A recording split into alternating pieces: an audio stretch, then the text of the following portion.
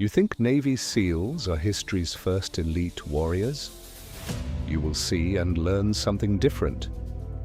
Do not skip it, but watch till the end.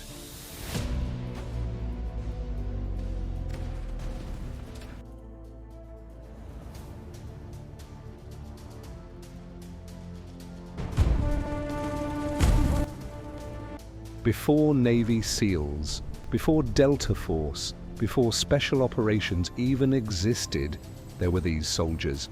Men so lethal with medieval weapons they made guns obsolete. One unit mastered a style of tactical swimming that defied death. The other turned the midnight fog into their deadliest ally. This is the story of the Arditi, Italy's dagger corps, and the Midnight Phantoms of Canada. Two units so elite, their presence alone changed the psychological landscape of the Great War. By 1915, World War I had become a nightmare of stagnation. From the Swiss border to the North Sea, millions of men faced each other across a few hundred meters of wire and mud. Traditional tactics were failing. To attack meant facing an impossible wall of fire. Both sides were trapped in a war of attrition. But some commanders realized if you couldn't break the line during the day, you had to master the darkness. What if you sent small teams of specialists, silent, strategic, unstoppable?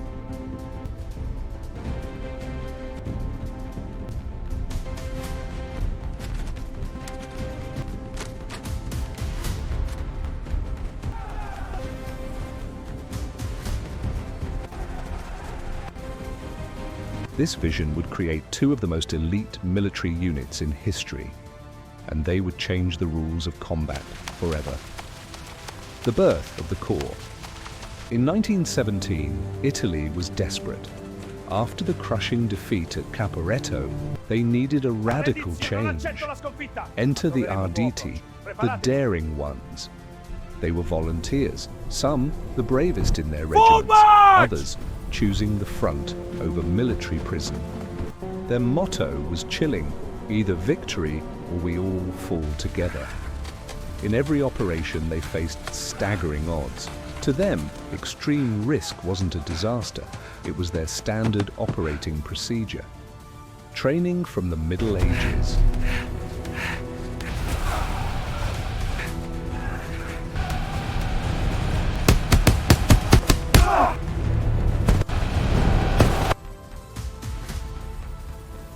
The Italian army realized that in a tight trench, long rifles were a liability. So they looked to the past. They trained the Arditi using the Flower of Battle, a 14th century combat manual. Medieval tactics in an industrial war. Their primary tool was the Sardinian risolza, a blade designed for silent efficiency. They mastered the art of moving through wire and became expert tactical swimmers. The Caimans of the Piave. The Piave River was their proving ground. An elite group, the Caimans, were trained to cross icy waters in complete darkness. They famously held their daggers between their teeth to keep their hands free for the current. They would emerge like phantoms from the water, neutralizing enemy positions before an alarm could ever be raised. Volunteers kept coming, even knowing the chances of return were slim. The battle that changed everything. In November 1918, the Arditi spearheaded Italy's final offensive at the Battle of Vittorio Veneto. Their mission? Break through the Austrian lines and hold the ground until regular troops arrived. The Austrians were terrified of them.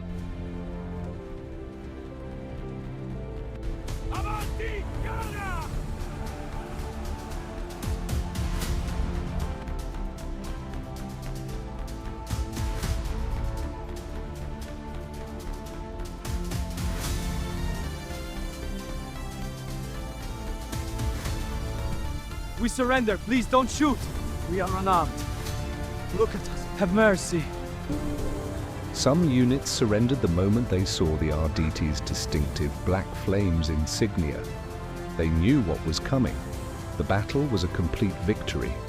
Italy captured over 350,000 Austro-Hungarian troops and 5,000 artillery pieces. The Austro-Hungarian Empire collapsed days later. The Arditi had helped end the war on the Italian front, but their legacy came at a terrible price. By the end of the war, thousands of Arditi had fallen. These were Italy's finest, and they paid for victory with their lives. While the Arditi mastered the rivers, the Canadian Corps was perfecting a different kind of nightmare. They didn't need distinctive uniforms. Instead, they became invisible. German reports describe them as the most relentless and high-pressure troops on the Western Front. Here is how they operated. Act 3, the Midnight Phantoms, 8 to 12. The birth of night terror. The Canadian Corps didn't invent trench raiding, but they perfected it. By 1916, they had earned a reputation that terrified the German army. One German officer wrote, "The Canadians are the most aggressive and dangerous troops on the Western Front. They give no quarter and expect none."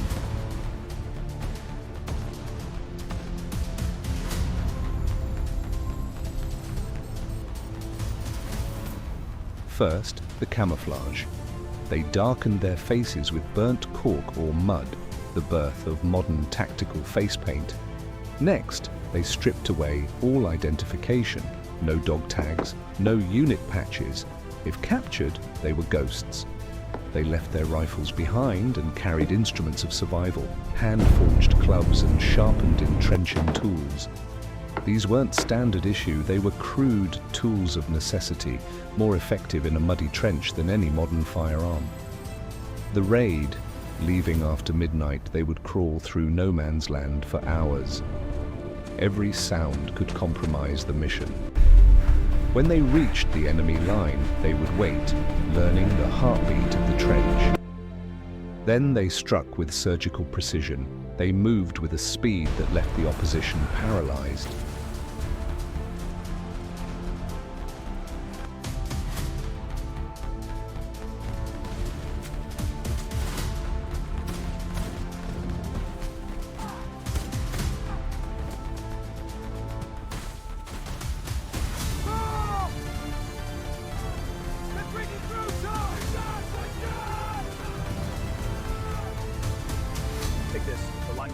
By the time reinforcements arrived, the Phantoms had already vanished back into the fog with prisoners and intelligence.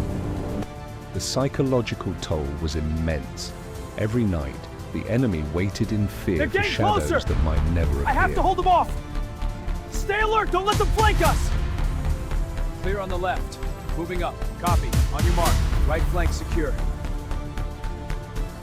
The price of aggression. But this aggressiveness came at a horrific cost. The Canadians lost their best soldiers in these raids, the bravest, most experienced men who volunteered for these missions.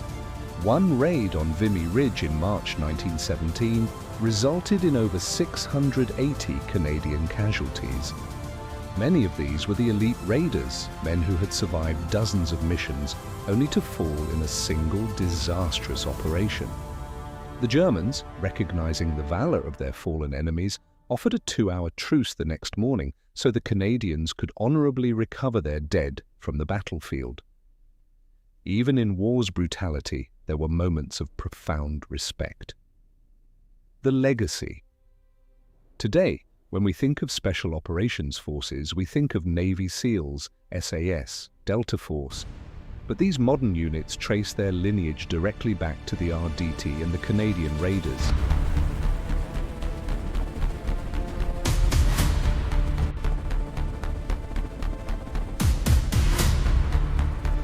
Modern special forces trace origins to the WWI elite raiders. Italy's elite naval special forces, Komsubin, still use the caiman as their symbol, honoring the caimans of the Piave who swam to victory. The tactics they pioneered, small team infiltration, night operations, and psychological pressure, are the foundation of modern special forces doctrine. But we must remember these weren't superheroes. They were ordinary men in extraordinary circumstances, using ancient methods to survive an industrial nightmare. Final thought. The Arditi and the Midnight Phantoms represent something profound about human nature, our capacity for both extraordinary courage and tremendous sacrifice. They were the most elite units of World War I, but they were also human beings, sons, brothers, fathers, who believed they were fighting for something larger than themselves. We remember the Shadow Raiders not to celebrate the conflict, but to acknowledge the profound human capacity for courage and sacrifice.